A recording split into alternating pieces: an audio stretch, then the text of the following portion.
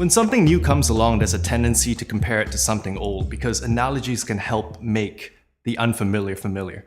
So with a novel, complex issue like climate engineering, it can be useful to compare it to previous examples of emerging technologies in which there have been complicated and widespread impacts on society.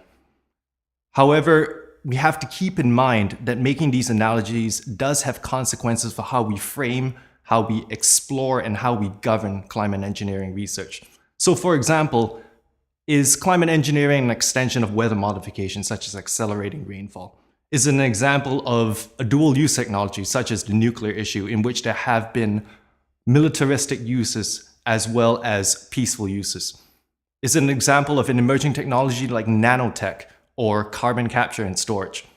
Now, all of these debates have similarities to climate engineering, but not entirely, and the comparisons are further complicated by the fact that climate engineering, as an umbrella term, encapsulates a very wide range of very different technologies.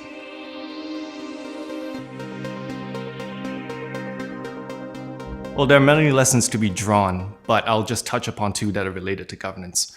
Firstly, it is impossible to fully predict the trajectory of a technology's evolution, whether it be the shape of the technology or its wider physical and societal impacts. This can be troublesome for governance. Secondly, we can still try. We can forge collaborations across many different research communities. We can develop regulatory standards for research and development, and we can keep the borders of discussion permeable to new voices and new ideas by engaging a large number of stakeholders, whether it be the public or policymakers. And I would cite frameworks of anticipatory governance and responsible innovation as being especially relevant here.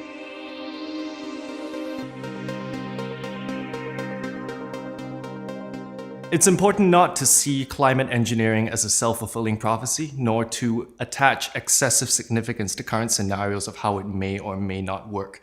Historians of science and technology have come up with many examples of technologies and systems of thought surrounding them, from the electric car for a time to eugenics, that have either temporarily or permanently faded away. And technologies, even if they don't fade away, are significantly altered in between theory and practice.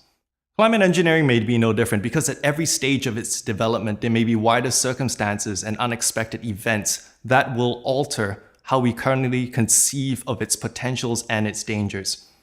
All this might serve as a reminder that climate engineering, and indeed climate change in general, has to be situated in a larger range of global issues and actors and agendas. It is one option among many to tackle climate change, and climate change is one global issue among many.